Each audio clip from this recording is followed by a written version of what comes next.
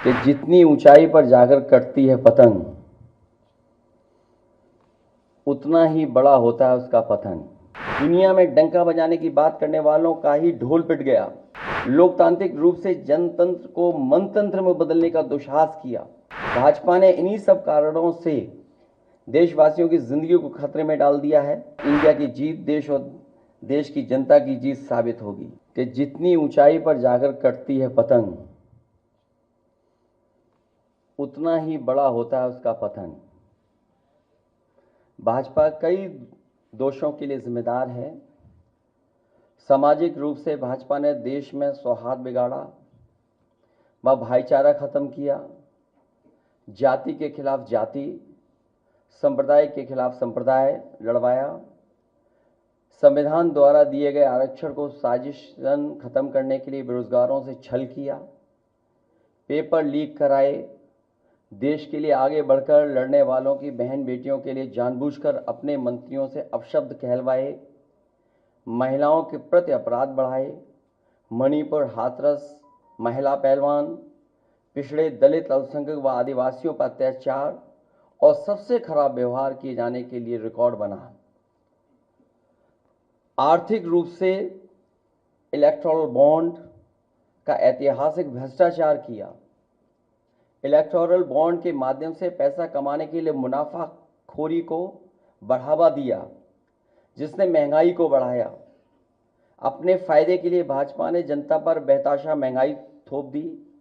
नोटबंदी से व्यापार कारोबार चौपट कर दिया।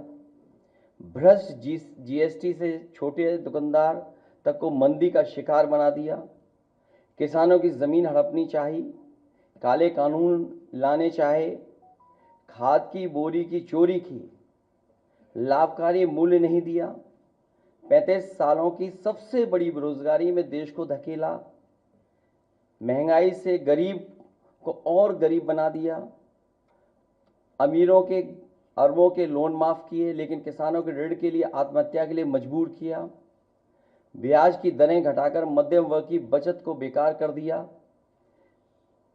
बैंकों में तरह तरह के चार्ज और पेनल्टी से लोगों के खाते दीमक की तरह अंदर ही अंदर खा गए, बैंक लॉकरों के नाम पर जिम्मेदारी से पल्ला झाड़ लिया, नैतिक रूप से चंदे तक का पैसा खा गए, केयर फंड के नाम के आगे पीएम के नाम का इस्तेमाल करके बाद में हिसाब देने से मना कर दिया, अपराधियों को शामिल करने, उनके कृत्यों पर पर्दा डालना, जैसे मणिपुर में अपने संगी साथियों द्वारा बेटी के साथ मानवीय व्यवहार में, बीएचयू छात्र अभद्रता कांड में, खीरी किसान हत्याकांड में, हाथरस की बेटी के बलात्कार हत्या व कानपुर देहात कांड में जहां मां बेटी को झोपड़ी में जिंदा जलाकर मार डाला, ऐसे अनगिनत उदाहरण हैं।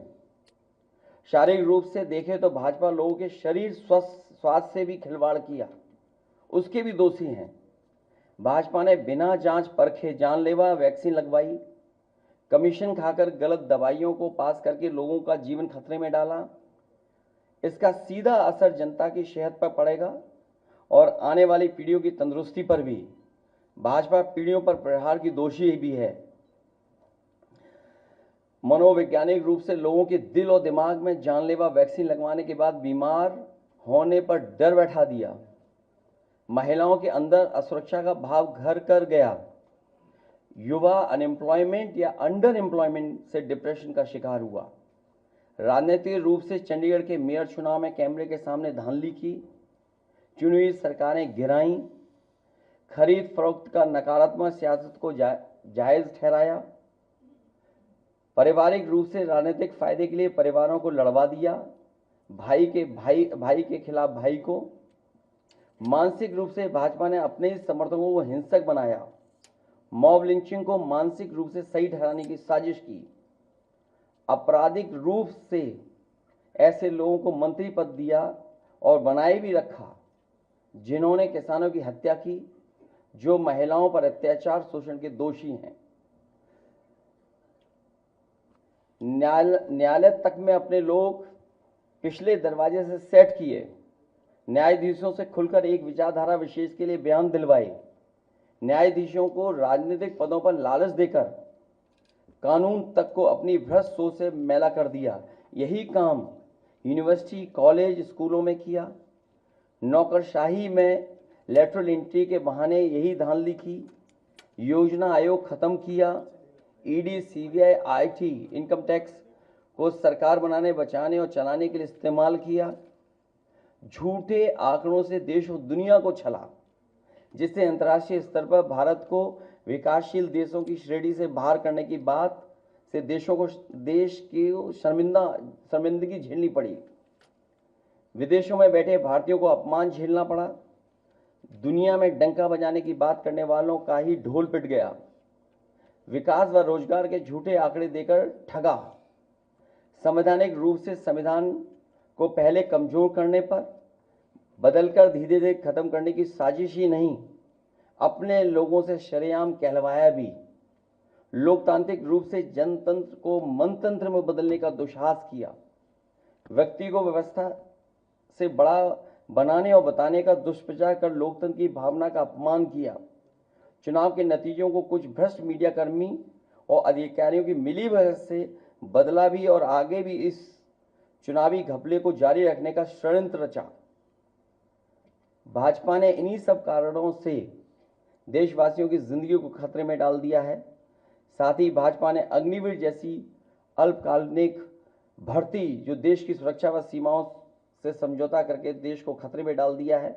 भाजपा का झूठा राष्ट्रवाद, चीन की घुसपैठ से रजांगला मेमोरियल जैसे शहीदों के बलिदान का स्मारक तक नहीं बचा पाए। भाजपा की भ्रष्ट नीतियां बीते कल के लिए नहीं बल्कि भविष्य में भी देश की रक्षा के लिए असमर्थ व अक्षम है। इसलिए जनता इस बार गांधी जी को याद करते हुए करो या मरो की तरह आंदोलित हो गई है और अपने देश के भविष्य बचाने के लिए नया स्वतंत्रता आंदोलन लड़ने के लिए तैयार बैठी है। जनता स्वतंत्रता सेनानियों की तरह बलिदान करने के लिए तैयार है, क्योंकि भाजपा काल में उसका जीवन तो वैसे ही दूभर हो गया है। जनता की सकारात्मक सक्रियता से देश नकारात्मक ताकतों से आजाद होने जा रहा है। देश प्रेमी 140 करोड़ जनता की शक्ति के आगे भ्रष्ट और संकीर्ण सोच के चंद देश विरोधी लोग टिक नहीं सकते। देश का युवा फिर से कफन सर पर बांधकर कह रहा है, मेरा रंग दे बसंती चोला। मैं कहना चाहता हूं, इंडिया की जीत देश और देश की जनता की जीत साबित होगी। जय हिंद।